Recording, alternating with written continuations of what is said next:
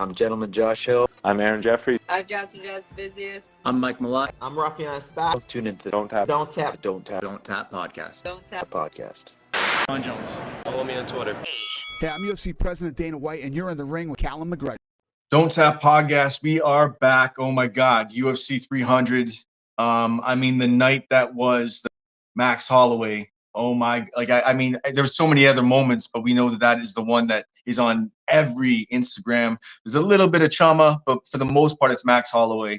What an amazing fight. What an amazing finish. I could not believe with my eyes with what I saw. I think like everybody pretty excited about it. I know a lot of people are going to be talking about that this week, but just talking about the card. I'll be honest, as a fan, it was an amazing card. As a wannabe capper, I got my ass kicked. It's been the theme this last month, man. I can't get the parlays right, but the money line bets and the props are just been money.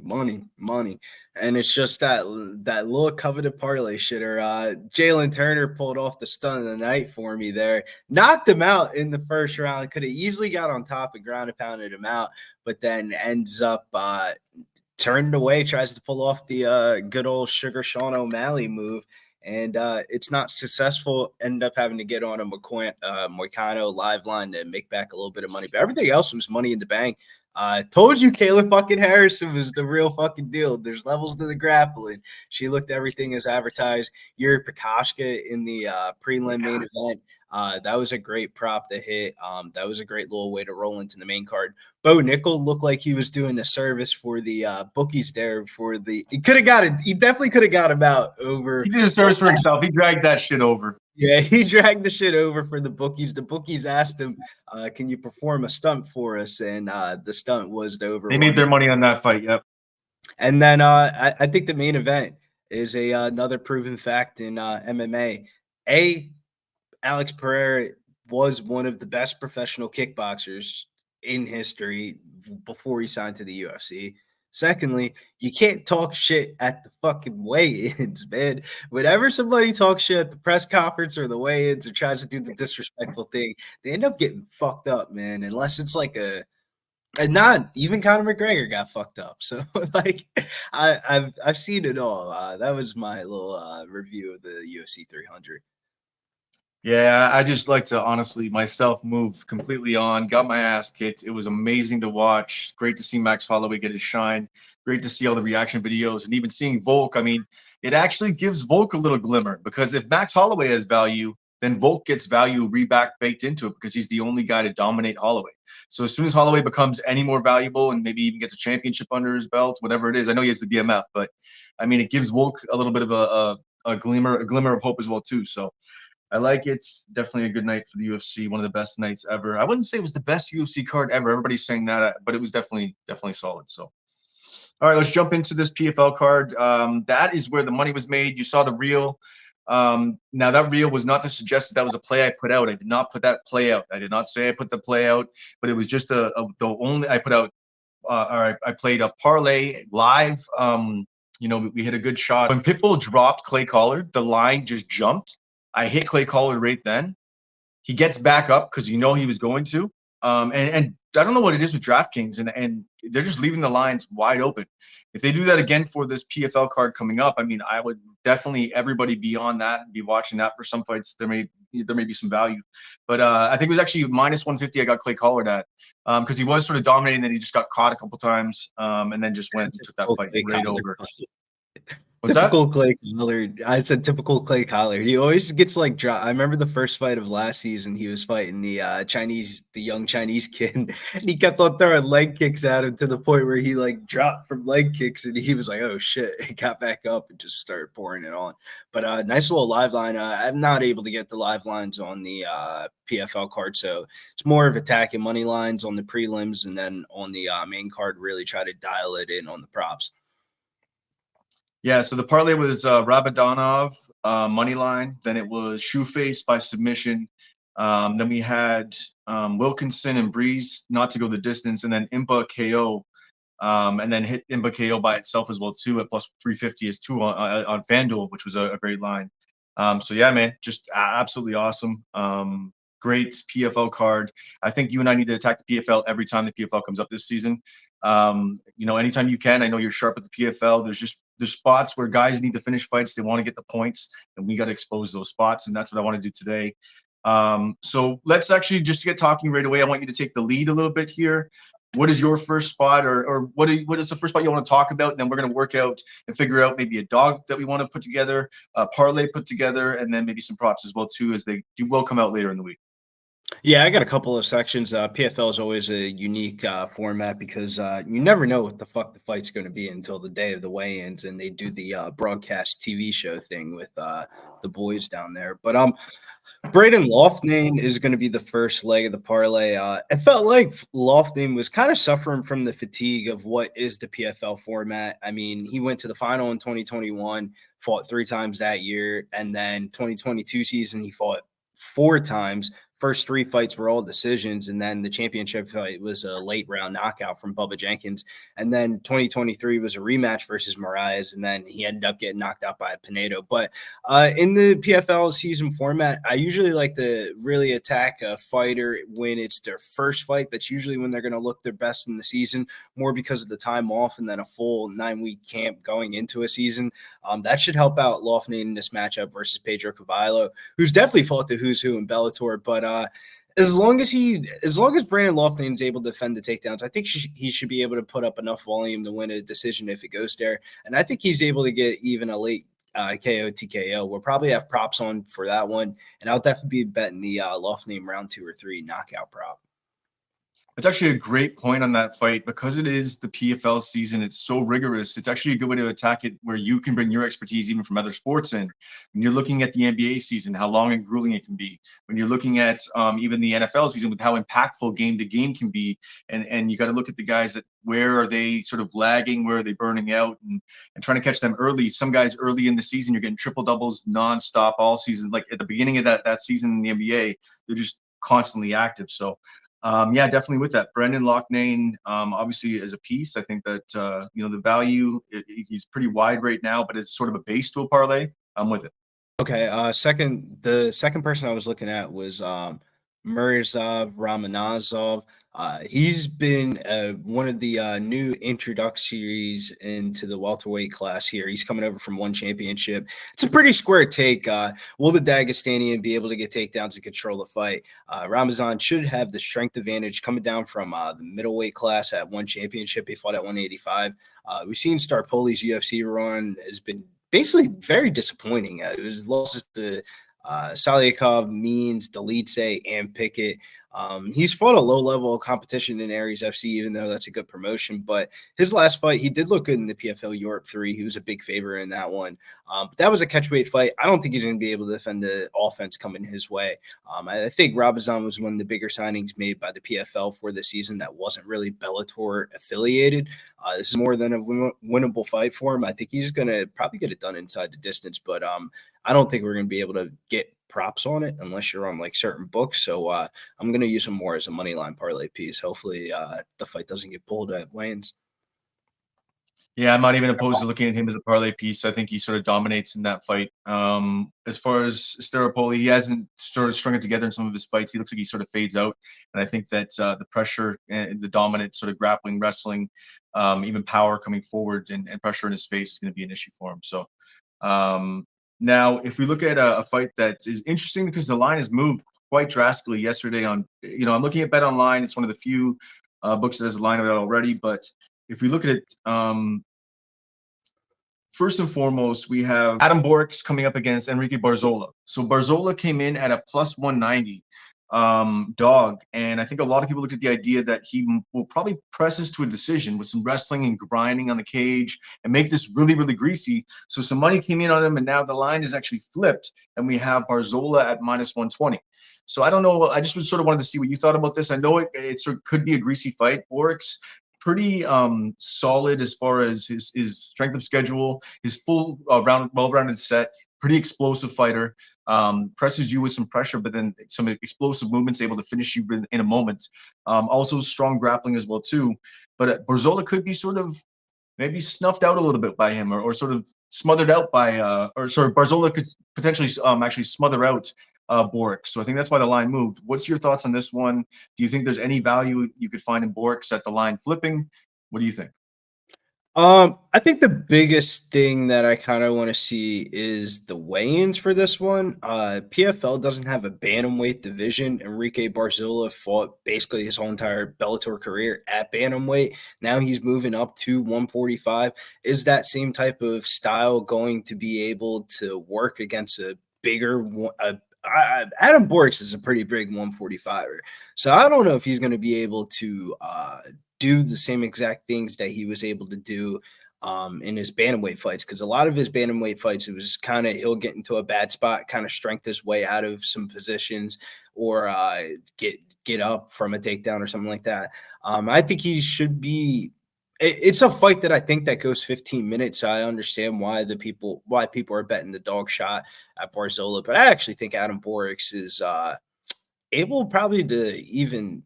I think he'll have the bigger moments in the fight, striking wise.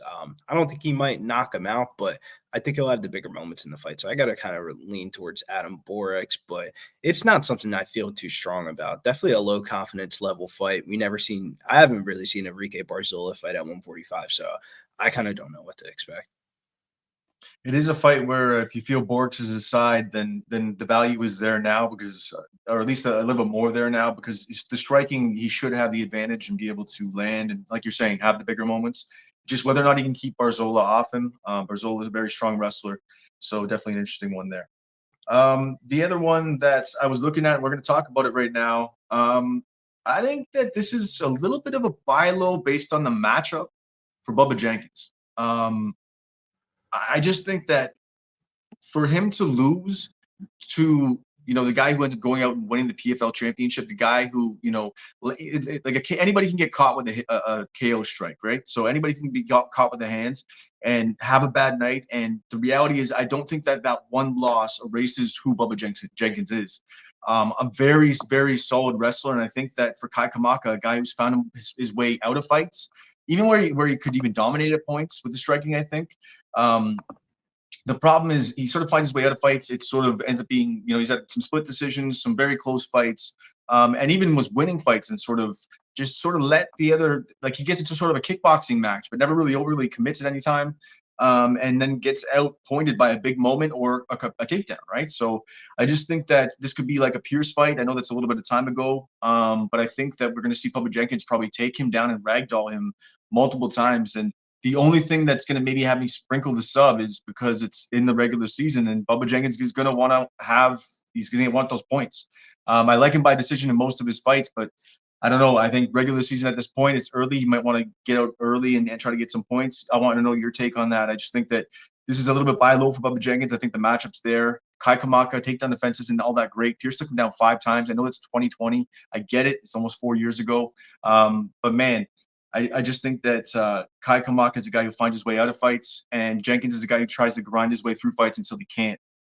So give me Bubba Jenkins minus 130.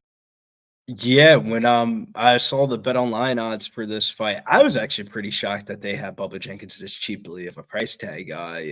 The market kind of got burnt by Bubba Jenkins in his first ever PFL fight. He fought Lance Palmer, who was like, supposed to be the guy back then. And he was like plus 300. And ever since then, it's been like Bubba Jenkins minus 300, minus 300, minus 180, minus 190. The only times he's been dog is Chris Wade and Brandon Loughnane. And those are just bad stylistic matchups for him. But I was actually shocked about the Jesus Pinedo one. I had him as in I think a main card parlay, or a last leg of a parlay, or a main card parlay. I kind of forget last year. And Pinedo was able to knock him out. But Pinedo was just kind of being devalued the whole entire season, I felt like. But this is a good stylistic matchup for him. One of the bigger name faces in the promotion. And if you looked at any of the videos and social media clips, it's all Bubba Jenkins, as it usually is for him and for the PFL. I think the fact that it's the first fight of the season kind of is towards his benefit, but that might be a grind out a decision type of thing. Or how sometimes like in the first fight of like the regular season, depending on the weight class, if there's a lot of finishes and you're seeing all these finishes go on the board before you, and 6 points is only going to get you tied for first with 5 other people, then yeah, I think Bubba Jenkins is going to go out there and finish them. But if it's one of those type of nights where a lot of fights are going towards decision and 3 points can probably get him close to the playoffs as long as he wins his next fight, it's one of those ones where I kind of like the money line up until like honestly minus 175. I think you just go money line. There's a lot of ways you can get on. Kai Kamaka, I know he's coming over from Bellator, but this might be the one where this is a good. I feel like on paper, why is he so cheap? This is a good stylistic matchup for him. I thought we were going to be paying a juice price tag on Bubba Jenkins, but we're not. It's a great stylistic matchup for him. I think he gets on those hips. The one thing about Kamaka's style is he relies on kicks for entries and for defense. He'll throw a teep up the middle to sort of keep you back, sort of pauses kicks out there to sort of enter instead of using his jab all the time. And if he does that against Jenkins, Jenkins is going to scoop up a leg nonstop. That was the last one I was watching tape on to see if there was some really solid value on Jenkins, and there really, really truthfully is. Minus 130. I like that you talked me off the ledge of the prop. I don't think we need to go there anyways. When you have value on the money line, why get cute with it? That could be the money line play of the week if you would agree. Yeah, no, definitely. Just gotta wait for weigh-ins and stuff like that. PFL is definitely one of those type of sports. Until that broadcast comes on, I'm the weigh-in broadcast where they bring in Ian Parker and Randy Couture and the boys and stuff like that, Sean O'Connell or whatever his name is. Until I see that happen and everybody's there and they're doing the face-off and shit, I'm not betting on it. Fair enough. But I mean, as far as an early lean to anybody that wants to make a jump on what a money line play would be, we can commit as we go throughout the week and sort of get reels put up as we commit to each sort of side that we're sort of talking about right now. I think it's the spot. We may lose value on it if we wait too long, but I mean, sometimes when you lose value, but it's a for sure thing because you see a solid way in, you see Jenkins not looking too sucked in and too dragged out. Don't want him to gas out in the fight, and then you're like, fuck, you got to try to bet live. If you don't have live on your book, you're screwed. You don't want that situation. So I get it. Good up to minus 175. If Bubba Jenkins was a minus 175 favor in this spot, I would lay the chalk with it. Ideally, I would like to get 150 worst case scenario, but 175 I feel like is the threshold. If it goes to minus 184, minus 200, then it's like, all right, I might stay off, might throw a little degen, little parlay piece in there as like a 4 for a fifth leg, but I think up to 175 is pretty good as a straight bet. Okay, so let's move on to another spot. I mean, if we're trying to really build a parlay, I know you have 2 pieces that you're already looking at. We could even do two pieces if you're interested in maybe even doing that as well too.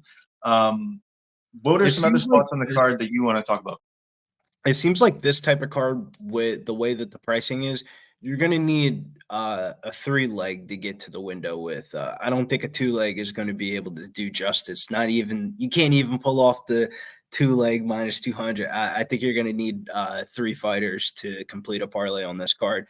And then the last one that I was kind of looking at, it's actually a welterweight showcase fight here. Romain Debane versus Thad Jean. I'm interested to see where this line is going to come out to. Thad Jean has looked all of bits of what he was supposed to be sold as. I think Victor Belfort's protege. He's down there at that camp down there in Florida. He was on the welterweight showcase fight, or the Challenger Series. That's where he came from. He fought a pretty tough competition. It was Eric Alaquin. He was undefeated at the time, and he went through that fight. Damn near knocked him out about 4 different times. And showed a pretty good gas tank. And then the next fight was I think it was on the playoffs last year, and he knocked the dude out real quick, so he didn't really get to see too much.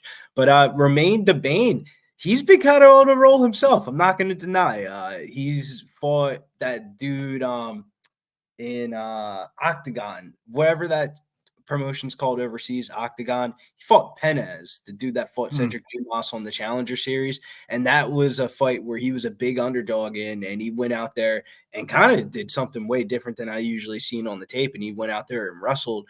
And then his next couple of fights were on the Bellator Euro series type of thing.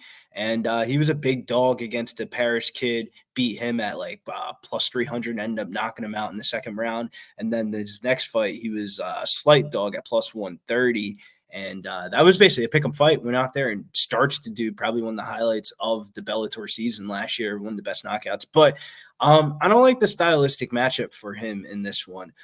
Thad Jean has really good takedown defense. He has really good striking, and I think he's able to take a punch. We've seen him take a punch before, and if he's able to take some punches, I think he's able to kind of honestly throw. I would say, who's somebody in the UFC that throws like a kind of like a, I don't want to say Cyril Gane-ish, but a Cyril Gane-ish type of like body kick. His body kicks are lethal. Like if you ever watch a Thad Jean fight, the one thing you will hear is those fucking kicks. It crackles through the television. And I think those big shots are going to discourage Des Bane of trying to really move inside the pocket. I don't think he's going to be the faster fighter in this one.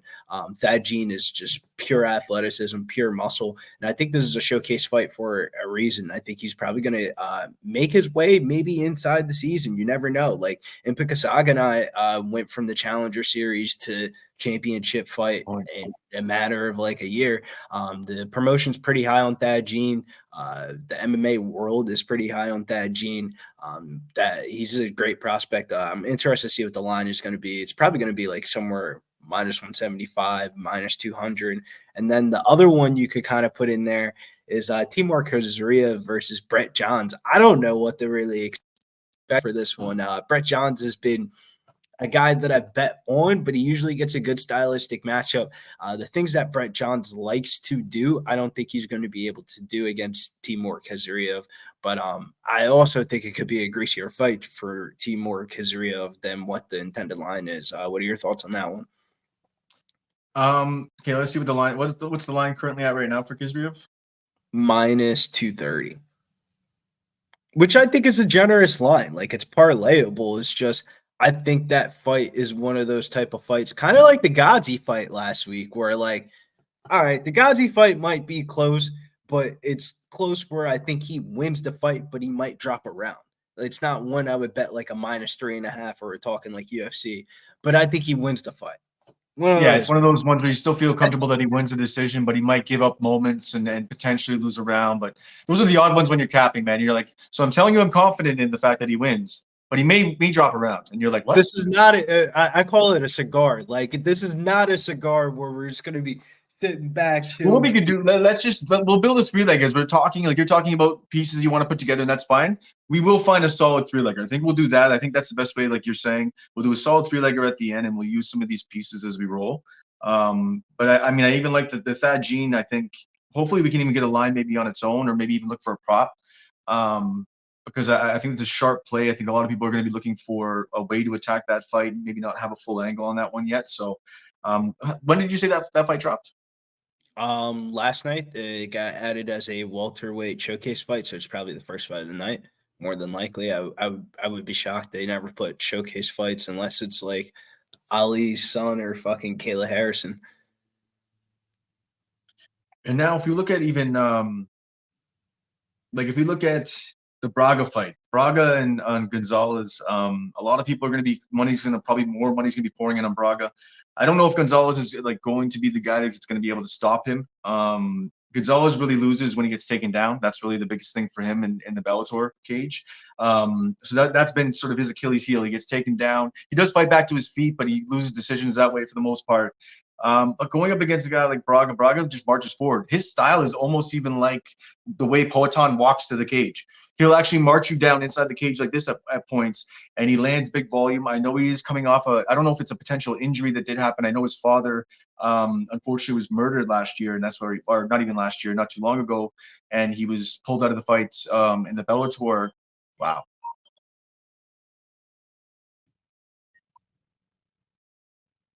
What happened? 1 second, my bad.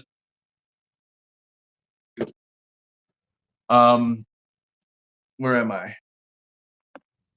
So I know that with Braga, he sort of pulled out. I couldn't really find anything about what the injury was. I don't know if it's going to be a problem with this one. I just think that Gonzalez is a guy who sort of tries to sort of play on the outside and then land a big moment and sort of then come in with a flurry. And I think that playing on the outside. He's going to get behind against the guy like Braga. I think the line is pretty decent where it is. Not as far as maybe betting at this point. Is he a parlay piece? I don't know. I think this fight maybe goes to decision. I think it's probably going to be a Braga decision. I don't know if there's going to be a finish in this one. I'm actually liking the dog on this one here, Justin Gonzalez. I think he's fought a better level of competition. He fought Timur Kazriev, who's a big favorite on this card. He's fought Aaron Pico, who's probably one of the best prospects. Logan Storley. Yep. He's fought Mads Burnell, Kai Kamaka, Andrew Fisher. Like Andrew Fisher was a big name Cage Warriors kid that came over there, destroyed him real quick. Kai Kamaka, who's damn near a pick him against Bubba Jenkins, one of the biggest faces in PFL, beat him by split decision. And I think we're going to see the different styles of Justin Gonzalez. I feel like the last two fights, the way that he wants to fight or the ways that we've seen him lose fights is against better grapplers. But when he has a grappling advantage on somebody, he is spam takedown one after another.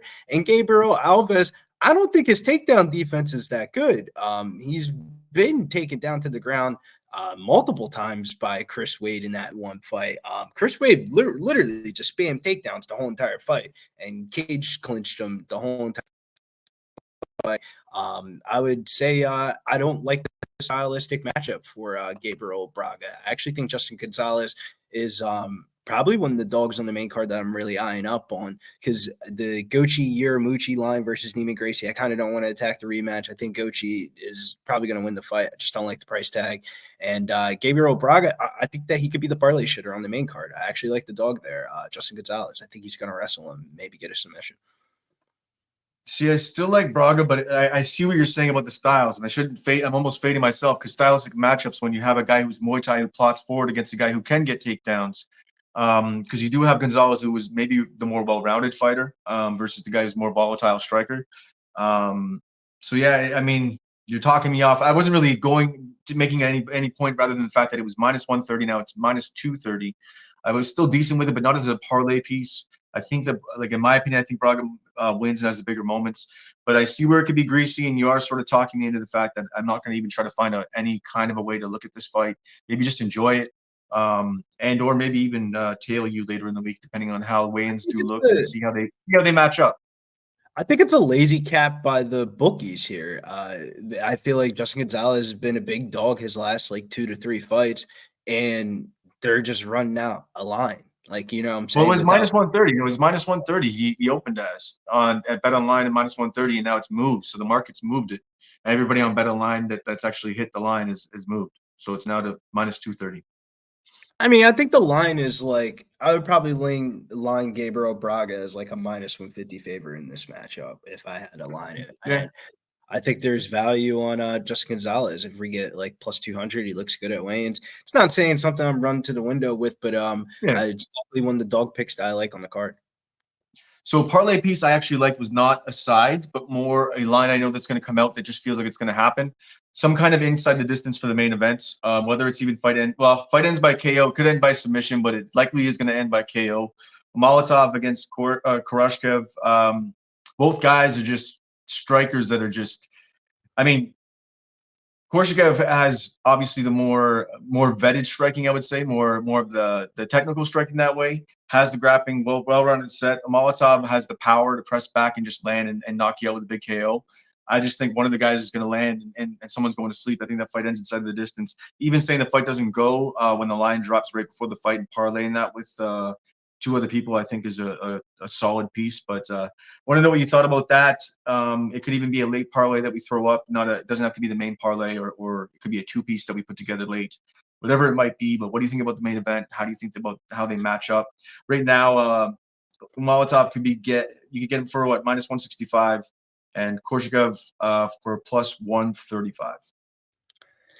Not my favorite fight. It's a clash of styles. It's really hard to judge. Grappling power versus striker, right?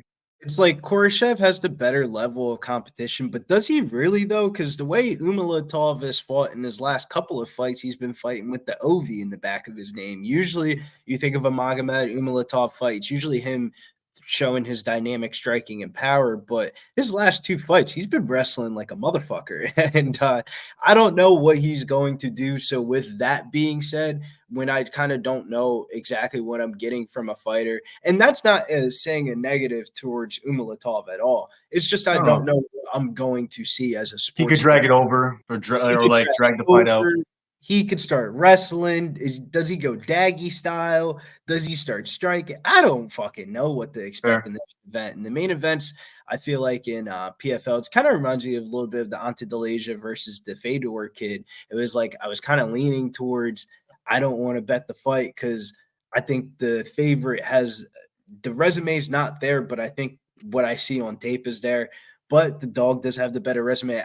And when it comes to this Bellator versus PFL type of clash of styles, it's really hard to judge this type of level of competition. Yeah, it's the first time they get together. So it's like this oil and water thing. It's like, how does it, I don't know. You got to sort of see how everybody comes together because there's some guys that are way leveled, way higher. And there's going to be some exploitation. I think that's going to be the Bubba Jenkins thing there. But okay, so Bubba Jenkins is our money line. We can look at the parlay in a minute, but can we really find a dog that we can agree on? There's a dog I'm looking at. I always get suckered into fucking Tyler Diamond bets. I'm glad he's back here in the PFL, and he's fighting Nate. I feel like the only reason why Otto Rodriguez is getting this PFL spot is because he's signed to Pitbull's camp. That manager gets all these guys these fights, but he's like 36, 37. And the way that he fights is he's trying to grapple people. I don't think he's a better grappler than Tyler Diamond.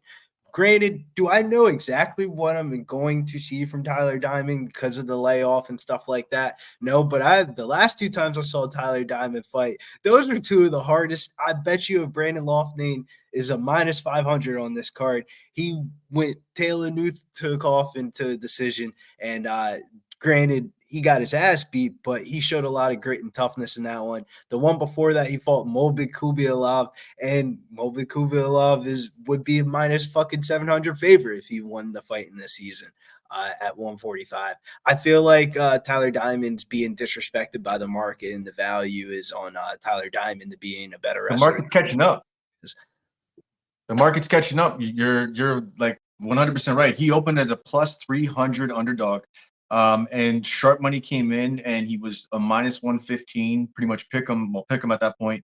And now has moved to plus 155 right now that he's sitting at. So not a bad spot. I mean, the market's already giving you, the confidence in what you're saying. I personally, I'm not going to speak and pretend like I know. I don't know about these 2 fighters. I don't know about this particular fight. But I do like, the fact that you seem like you've already been sort of in this story, sort of been following this fighter and seeing exactly what he can bring to the table. And the market is backing everything you're saying. So, I mean, I sort of have to look at the capper who knows value combined with the market talking the game right now. So I think there's still going to be value then at plus 155 if we see it. But I will take a look at tape on that one myself before I really openly commit to it myself. But I'm going to put it on the card as at least your dog. If not our dog, once I sort of see something out of this as well myself. Yeah, Tyler Diamond is I'm shocked that he came back, actually. They've given him the shittiest of shittiest matchups in his last couple of PFL fights, but I actually bet him against Brandon Loughnane, and it was like plus 200, I think it was, and I wasn't mad with the ticket. He fought hard as fuck for 15 minutes, but that was the fight that kind of sold me that Brandon Loughnane is like level above. But as I digress, the only other one that I was really looking at is Logan Storley versus Shamil Maziev. Very rarely do I think that we get a good Logan Storley line. He's always a big favorite in his fights. The only time he's ever been like close towards a pick'em was against MVP, and he just cage wrestled him the whole entire time, and MVP was bitching. Shamil Maziev was actually one of the bigger signings, another big signing that the PFL got that wasn't Bellator affiliated, but I kind of don't – he's like one of those fighters that likes to be the hammer but not the nail type of thing. Like his last couple of fights, I think the last fight specifically got DQ'd for like something illegal that he did. His fight IQ is a little bit off, and that type of style, I feel like front forward pressure is not conducive against a guy like Logan Storley. Logan Storley has a really good fight IQ. He's going to be able to work his wrestling to get offensive ground control, which I think leads to Logan Storley probably winning a decision in this one. I was actually shocked that Logan Storley came over for the season and wasn't on the Bellator champion card series that they have going on for the next couple of months. I think Logan Storley is in this season because he actually thinks he can win it. So I'm going to ride with his confidence, and I think Logan Storley probably by decision is going to make my card. Yeah, I think I would have to agree with you. I think it's a buy low spot for Storley. I know that minus 200 is not what people want to chew on, but I just think that he's going to smother him and just sort of dominate him and sort of break him. But the question I have for you is, if you see that there's a little bit of fight IQ issues and sort of, missteps along the way in fights, and Storley's on top of him, do you not see this maybe going inside the distance? I'm sort of chasing these. I know it's early in the season and there's points to be had, and I know it's something that you've talked about, but I'm sort of looking to you on this one. Storley coming off of his ground and pound win in the second round over Ward, but he is traditionally sort of a wrestling decision guy, grinding out decisions with his wrestling at the end, even split decisions. So this is his first time fighting in PFL. He doesn't really know the format. Granted, you want to give your best showing possible, but you kind of want to secure the win at the same exact time. Like, you don't want to take damage and you want to secure the win. I feel like that kind of sets up for a decision. Granted, do I think there's going to be some greasy spots during the fight? Yeah, probably so. But the times that I like betting on fighters to get a finish is for a fighter that's been through the season or former champion that isn't fresh off of their championship year, somebody that understands. So like last week, we saw Antonio Carlos Jr. just coming off of a 1-year layoff, was on the Brazil Big Brother series, and then came back for this season. In reality, that motherfucker left because he failed a drug test. But he came back, and what did he do? Went out there, went straight towards his game plan, wrapped him up, got a submission, got in and out. He'll be perfect for his next camp. Another guy, Impa Kasaganai, came from the Challenger Series, fought through the PFL season last year. He didn't wait a fucking second when Alex Polizzi went in there. No. He snuck him, punched him, and got him quick up and out. He wanted to get back to church. He wanted to get back to church. He had to get back to church. He wanted to get this done, get the violence out of the way, and then go. Yeah, I feel like a lot of these people that have fought in the PFL before and have seen the format, been through the rigorous schedule, when they fight that first fight, they kind of either go for a dominant decision or they go for a quick finish. So we could even make, because I want to try to sniff out a prop here, but I'm not even opposed to the decision prop. It's sort of his baked in win condition. It's only like, his last win is the most recent time he's finished somebody inside the distance. But mostly he's, in decision. So I'm actually down to maybe look at that. We'll wait for the line, obviously, to drop, see if there's value on it. Even maybe look at a time prop, maybe look at the over, depending where that is. You never know how the line's going to be on some books. But definitely I like your take on that. I like the way that you're looking at that one. So one line, some crazy Bellator lines that we don't have anymore. Sorry, the crazy Bellator lines of the past aren't going to be the same anymore. There's going to be some guys that are going to be a little bit more different. They're going to have a little more reasonable value. One line I was kind of waiting for, depending on where the odds drop, is that Gochi, Yaramuchi, Neiman Gracie fight to end by submission. If we can get like plus 350 or more, do you think that is a way to kind of hit that one? Because that's not bad. I think if Gracie wins, it's probably submission or bust. And Yaraguchi, on the flip side, it's like there's a high percentage that he could win by submission as well too. That's not a bad way to look at it. So you know what? As we're doing this, let's actually write these things down. Either that or like I think the under 2.5 could even be somewhat in play. I think if Gracie wins the fight, bro, he's probably gonna have to get it a finish. I don't think he wins. So we're gonna go Jenkins money line. We're going to do Gracie fight to end by sub if there's a decent value on the prop. We'll look at the Storley fight in the sense of some kind of time prop for an over, or potentially him by decision if there's value. But even at minus 200, I may even put him in a cheeky parlay because I think his style is going to be smothering in that matchup. Yeah, I'm going to be the loft name round 2, round 3 props. The KO submission combo, and then them separately because it's probably going to be plus 500 or more. And he's going to What be about your approach? I think it was last year. I can't remember what fight it was, but why don't we do lock name like 2? Did you say 2, 3, 4? No, just 2-3. Okay. Only a 3-round fight. Oh yeah, I thought it was a 5-round fight for some reason, but it's regular season. I look at him like he's the champion. See, I got to wrap my head around this Bellator thing, and because it's the main event. No, oh no, it's not the main event. See, co-main. Okay, yeah. So in a 3-round fight, yeah, no, I'm with that. So rounds 2, 3 for Loughnane. Just a little sprinkle. I mean, he's a minus 500 favorite. What are your thoughts on Don Madge versus Brandon Ward? Oh man, I think that could be. Where's the value at right now? Like that's more of a pick 'em at plus 145. I think I'm going to watch the line as other books bring the line out. I think if it's over plus 150 for Brandon Ward, I think there's value because I think that's a little more of a pick 'em. I think both guys can create chaos in there. Both guys have well-rounded sets. They've sort of come up in the idea of mixed martial arts as a whole and not just the wrestling side of things. I don't know. It could be a greasy one that even goes to decision. And at plus 150 or higher with Brandon Ward, I'm in. So yeah, I was pretty shocked at the line because I'm pretty high on Don Madge, but it seems like the market's finally caught up to being high on Don Madge. I thought he was going to be an underdog in this one. So seeing him as a minus 180, damn near 200 favorite, kind of like reverses my psychology of like, damn, maybe it is dog or pass on Brandon Ward because I'll tell you, Brandon Ward's a tough son of a bitch, man. He's hard to get out of there. Yeah, it's interesting. It may even be, if you can, it may be a live spot. Man, live. MMA is truly the way to do it is live, but we got to try to sniff those lines out pre, and hopefully we all line up. Okay, so I mean, even with looking at the spots, we don't have everything fully ironed out and detailed, but I mean, let's at least put together officially the 3-piece. And I'm not okay with. I'm okay with even sort of tailing you a little bit with sort of your thoughts and how you're breaking it down early. Why don't you start with the 3-piece, and I'll see if I can throw a piece in there as we go.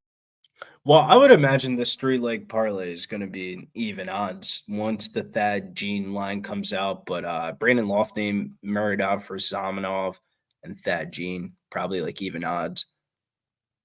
Okay, you know what? I'm with it.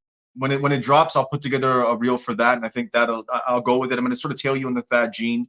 The other two, I'm pretty well versed in, and I've already looked at tape as I was trying to get ready for this podcast as well too. But with Thad Gene, I will plead the ignorance 100%, and I'm okay with that. I'd rather do that than pretend. But I will tail you because I trust you and following these. You know, you've been following PFL and following Bellator as well too, because you like to. There's lines you can exploit at times, and you really get in on these cards, and that's where the real legit capper can make some money, right? So yeah, let's get some big hits on this. Switch out. I think Thad Gene or Timur Khizriev is interchangeable. Like you kind of know a little bit more about Timur Khizriev, but I also think that's a harder fight. I would rather fade Romain Debane than rather fade Brett Johns because And I'm okay with tailing you and trusting you if we get a little bit more value on Gene and it gives our parlay a little bit more value. I'm okay with riding with you on that and you know trusting you on the Gene line. So we'll make that the parlay, and Khizriev can kick rocks as far as you watch him actually shit the bed, and then we're like, yes, thank God we dodged that bullet. So we got Bubba Jenkins money line. We have our parlay locked in now, and the dog that I don't know, did we come together on a dog yet? If I had to say my 3 favorite dogs on the card that I'm looking at, I would probably say Tyler Diamond, Justin Gonzalez, and now I guess since you're telling me it's a dog price tag, probably Adam Borax. Okay, so what we'll do is we'll watch the Ward line and see if that could be a potential value for dog of the week as the lines do come out, because the lines do tend to drop a little bit later with some of the props and all the stuff that comes out for other books as far as even the straight lines as well too. When does PFL usually drop? In your book?